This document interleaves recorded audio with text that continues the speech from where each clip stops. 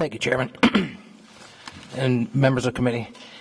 So this bill is just during the past election, towards the end of the election, the Department of Homeland Security deemed that the election process was a part of the critical infrastructure, and they wanted Homeland Security to oversee the election processes.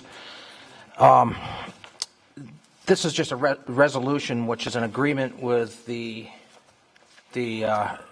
National Associations for Secretary of States, and in their resolution, they did acknowledge that there was no credible evidence of hacking, including attempted hacking of voting machines or vote counting. So this would just reinforce their resolution, and it would try to keep the federal government out of our election process and keep them, away from our voting machines, which there's no evidence that there was any hacking. So just keep the state's sovereignty of keeping control of their own voting process and voting machines without federal overreach. And did you say there was testimony? Yes, some witnesses. Okay.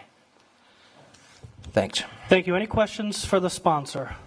Okay, because we have so many people here tonight, let's try to do 3 at a time at the witness table. Could we hear from John Marion from Common Cause, Jason Martesian on behalf of the Secretary of State, and Randall Rose?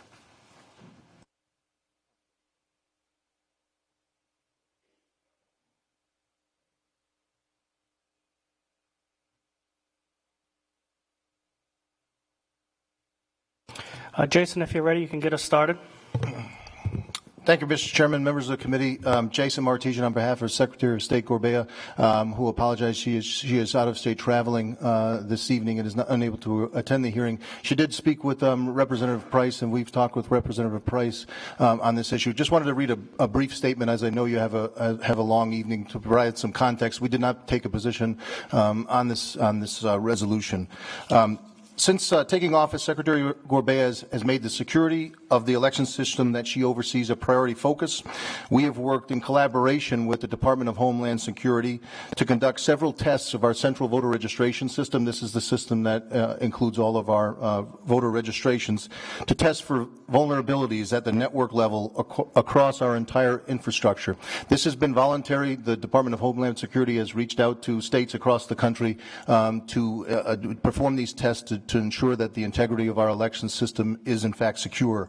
Rhode Islanders should in fact feel comfortable that their voter registration information is protected and the integrity of the elections registration system is secure.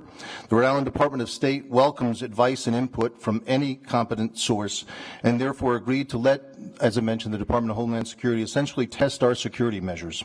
We have no intention of expanding their role, and certainly would not agree to any plan that would diminish state and local control of voting systems and procedures. Also wanted to say that Secretary Gorbea is a member of the NAS, National Association of Secretaries of State Election Cybersecurity Task Force, which was created to advance the collaboration on the unique priorities and challenges that exist regarding cybersecurity and elections. In addition to helping states share information and combat threats, the body is tasked with providing guidance on NAS efforts and fostering effective partnerships with private stakeholders, including the Department of Homeland Security and other federal government entities. So we wanted to thank Representative Price for bringing this resolution, and we look forward to working with you and the rest of the committee and the General Assembly. But just wanted to provide some context around what the state of Rhode Island and the Rhode Island Department of State is doing to ensure that our central voter registration system, in fact, is secure. I'm happy to answer any questions that the committee will have. Thank you. Any questions for the Secretary of State's office? Representative Price. When were those tests conducted? I believe I should have Rob come up. Rob, if you can I think it was late last year or before the election. I'm not exactly sure, but I can get that information to you. I will definitely get that information. It was before they made the announcement about being under critical infrastructure. Okay. Yes. Okay. Mr. Rock from the Secretary of State's office tells us yes, from the back of the room. Any further questions for the Secretary of State's office? Thank you. Mr. Marion? Thank you, Mr. Chairman, members of the committee. Common Cause opposed this resolution. We actually, as an organization, prior to November 8th, asked the Department of Homeland Security to make this designation as critical infrastructure. I think there is a misunderstanding that The designation would allow somehow the federal government, particularly the Department of Homeland Security, to come into state and local jurisdictions and election administration and somehow try to penetrate systems and test systems without their permission. This is a purely voluntary program. States and other jurisdictions can opt into this program under this designation. And so the Department of Homeland Security has said that they will not do anything to test infrastructure unless they're allowed to by the local jurisdiction. I was fortunate to attend a presentation by the DHS last week in Washington, D.C., and they pointed out that this designation continues to exist under the Trump administration. General Flynn, the new director of DHS, has not changed this. And for those of you on the committee who don't realize, the designation occurred after the election. So it occurred about 3 weeks before the inauguration, which was disappointing to us. But it occurred after the election, and subsequent to the inauguration, it has remained in place. So we believe there are many jurisdictions that don't have the type of technological sophistication to do the threat assessments that are necessary to protect this infrastructure, and DHS has that ability and should be allowed to do so if invited to do so.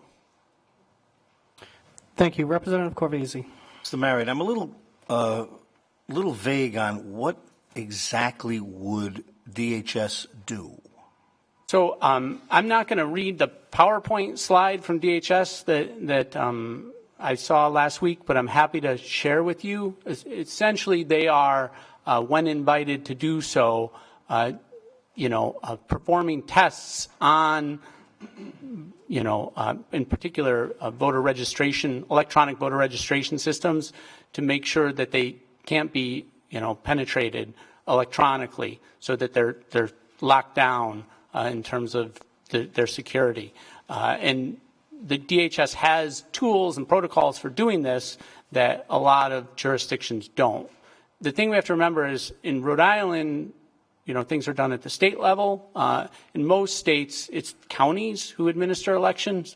So there are thousands of counties that have voter registration systems, but might not have the sort of security or the ability to do an assessment of their security that we do in Rhode Island. So what would DHS prevent? So DHS would identify weaknesses so that these jurisdictions could beef up their defenses. They would prevent somebody from entering, a voter registration, an electronic voter registration system illegally. Mr. Price. Thank you, Chairman. So during this presentation, did they go over what is known as COG, continuity of government, when continuity of government is enacted, anything that's under critical infrastructure can be taken over by the federal government? So they did not go into that great a detail. He had about 20 minutes, so he went into the type of work that they had done in the states, and many states did take them up on this offer, as did Rhode Island, so they went into that. But again, I'd be happy to share their presentation with the committee. That's my concern, is when continuity of government occurs, that they take over anything that's listed on the critical infrastructure list. So, okay. Thank you. Thank you. Any further questions for Mr. Marion? Thank you. Mr. Rose? Thank you, Mr. Chair and members of the committee. I am speaking in favor of this resolution, and as I read the resolution, it does not oppose Department of Homeland Security doing anything which involves voluntary cooperation with state and local authorities, such as what has been done according to Mr. Marion and the Secretary of State's office in the last few months. I don't. And in fact, this resolution is pretty clear that advice and input from any competent source, including the Department of Homeland Security, is okay. What the resolution does say is that there should not be any plan that would diminish state and local control of voting systems and procedures, and I think that's entirely right. I think it actually makes our voting system more secure and more trustworthy if it's decentralized, if it's not all controlled by the federal government. And I would note in particular that the Department of Homeland Security does not have a tradition of good government. It's the staff of the Department of Homeland Security do not even have civil service protection, so they answer directly to the president. And that I think it's better if you don't have them taking control over state and local infrastructure, state and local voting systems, which is what this resolution says. And I think that's regardless of whether you believe there was or was not hacking into the elections. I think there's certainly a danger in future of hacking into elections, but that can be dealt with by voluntary advice from the federal government or other sources.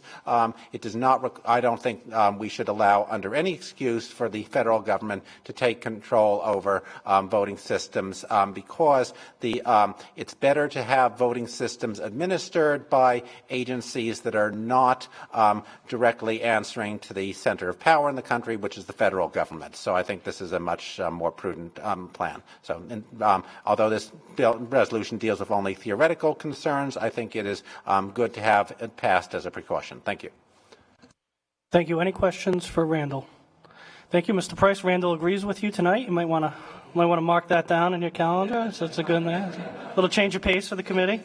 Okay, on House Bill 5442 by Representative Price, he has provided us with a statement by Secretary Johnson. We have an NASS statement and a resolution from NASS. And with that, we will conclude testimony on Representative Price's bill, House Bill 5442.